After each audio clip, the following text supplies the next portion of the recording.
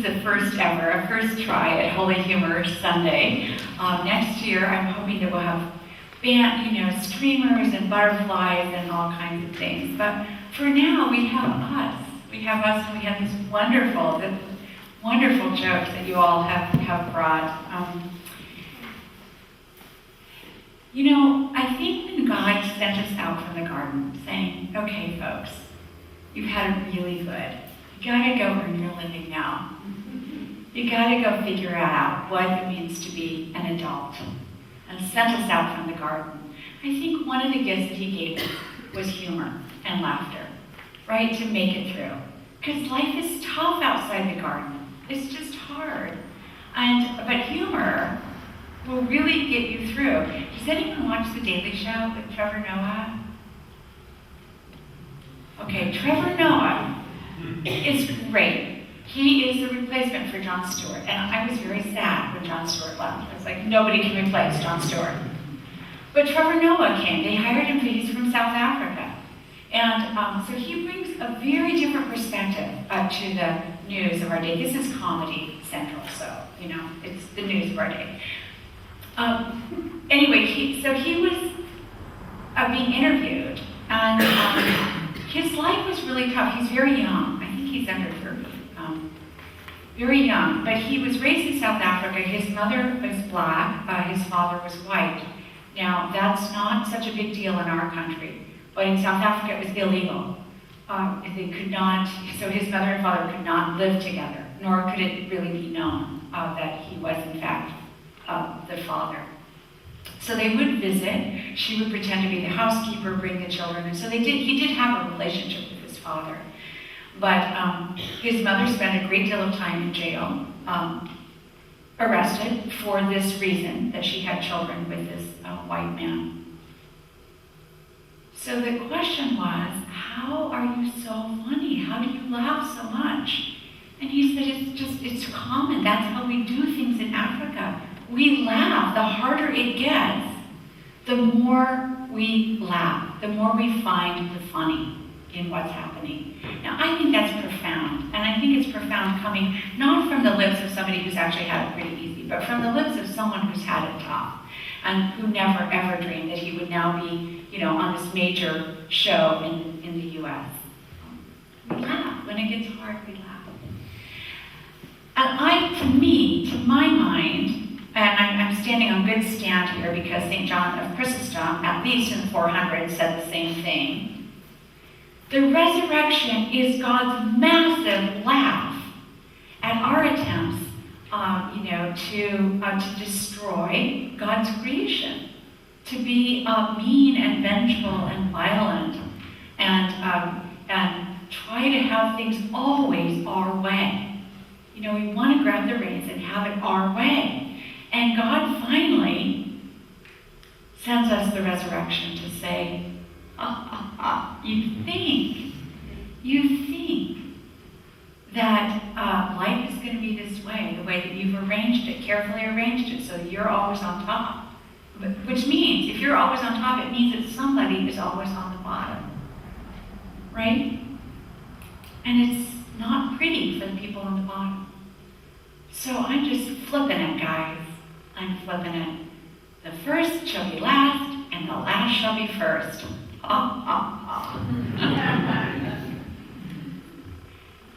The scriptures are replete with this, and we don't always read them with the humor that I think God probably has. I think God is, perpetually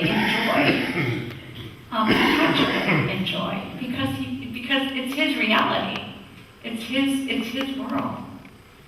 There's this other wonderful story that took place in World War II. The Japanese in the United States were interred, right, in the camp. Not a fun thing. A terrible thing. Their homes, their businesses, their farmland, sometimes was returned to them, oftentimes was not.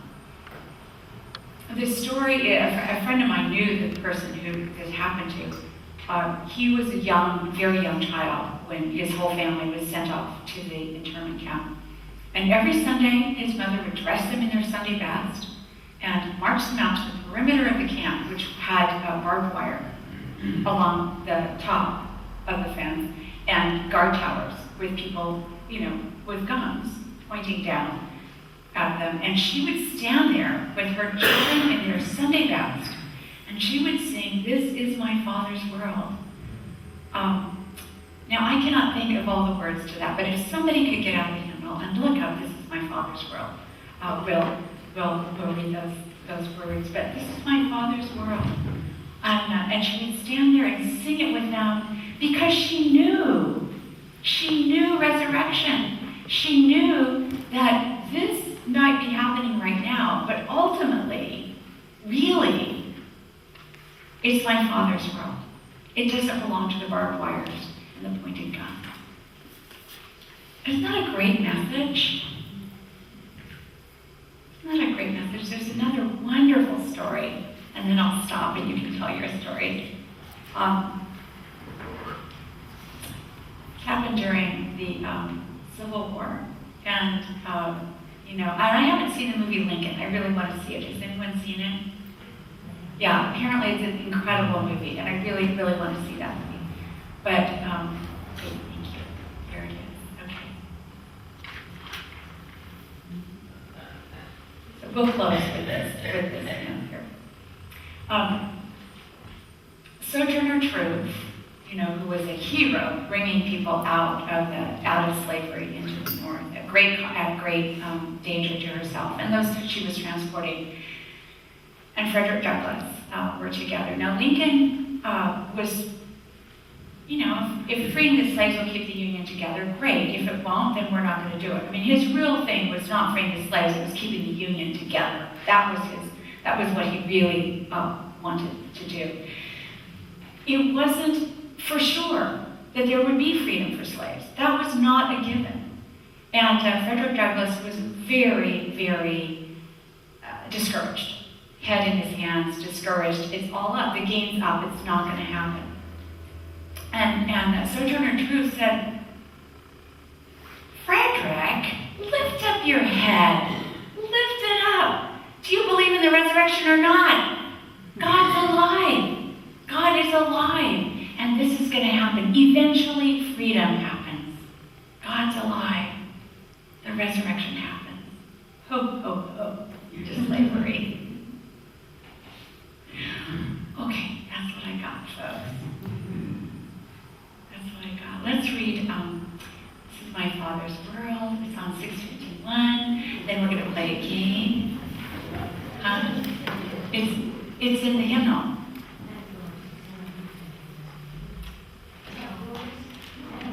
Yeah, it is. 651. The blue hymnal. And then we're going to play a game and hear your jokes. Ready? This is my Father's world, and to my listening ears, all nature sings and round me rings the music of the spheres. This is my Father's world. I rest me in the thought of rocks and trees, of skies and seas, his hand the wonders wrought. This is our Father's world. Oh, let us not forget that though the wrong is great and strong, God is our Father yet.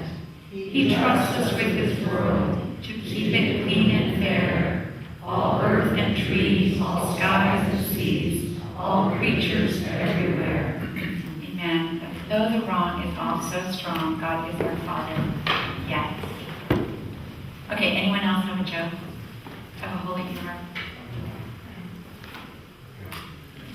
I'd like to tell the story of when Sherlock Holmes went camping with Dr. Watson, which is a very funny premise where they spent most of their time pursuing an archaeologist. We're going to pass the microphones around because we got to hear it. So, Dr. Watson and Sherlock Holmes, the famous detective, go camping. They pick up a part of England, Dartmoor probably, seen one of Holmes's adventures with Sherlock Holmes. And they go camping, and they arrive, and they put up their tent, and they make a fire and put on their roast beef, and you probably know the English, they like things well done, the word rare is unknown. So they cook the meat until it's well done, and then they cook it some more, because the British people hate mooing breaking out in the middle of the meal. So they go camping, and in the middle of the night, there's no dog that barks in the middle of the night. That's another Sherlock Holmes story. Sherlock Holmes wakes up and he says, "I say, Watson, are you awake?"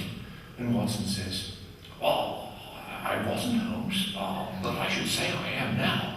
He says, "Good, look up and tell me what you see." So Watson looks up, and he says, "I don't see anything, Holmes, I'm not quite sure what I'm getting at.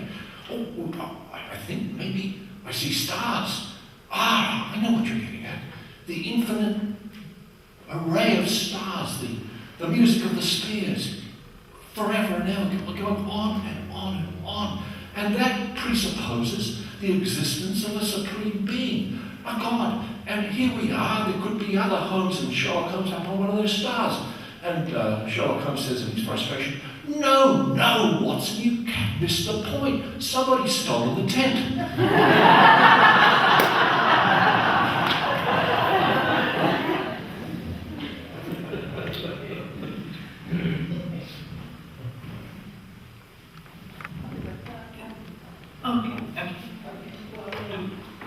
My daughter quizzed me on this, and every time I try to do it, she goes, "No." We'll see.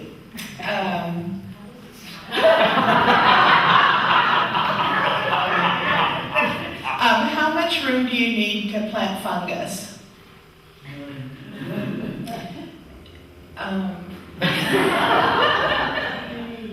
Yeah. Oh, are you all getting the point? I am the worst joke teller ever. But this is how much you need. You need as much room as you need. I get it. As much room as you need.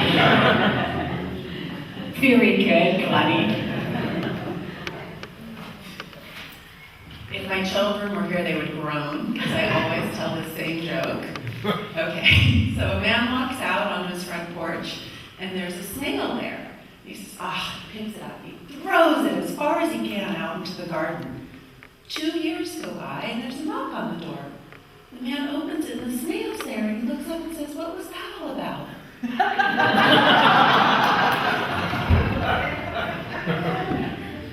So, in keeping with the United Kingdom, thank you, Rich. So, 3 Irishmen walk out of a pub. Well, it could happen.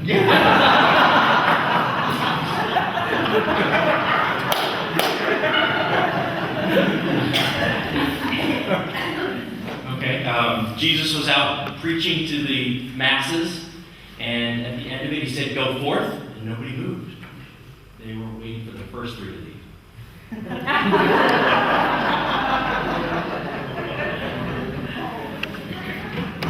I got one.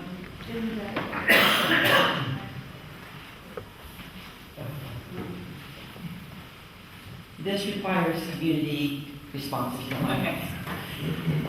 Hey, matey, I tell you, what's the pirate's favorite letter of the alphabet? R. R. No, it's the C.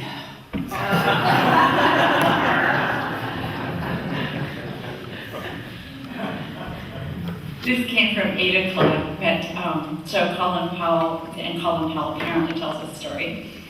He was at, although I think that's actually part of the joke. I don't think Colin.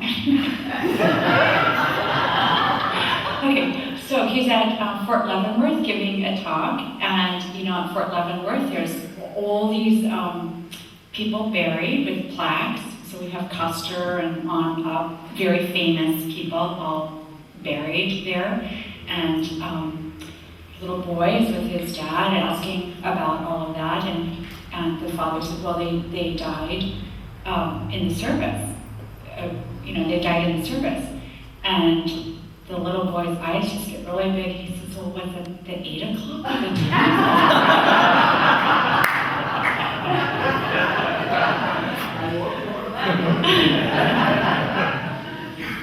Do we have any more? Okay, great. So this is one my daughter told me. It was something that happened and she works in a surgical center down in Southern California. And one day, they were preparing for surgery, and it was a couple nurses and a physician, and they were standing around, and the patient they were going to operate on was a Catholic priest. And so they thought the patient was under, he was sedated. But anyway, so they were discussing Catholicism and what Catholics believed, and the patient, I guess, was kind of elderly. And one of the nurses said, well, I don't know, I'm a Baptist, I don't know anything about Catholicism. And the other one said, well, I'm Jewish, don't ask me. And then the anesthesiologist, I believe it was, the physician there, he said, well, I'm an atheist. And so the patient at that point, who actually wasn't asleep or sedated, said, I can see I have my work cut out for me. And they were all very surprised.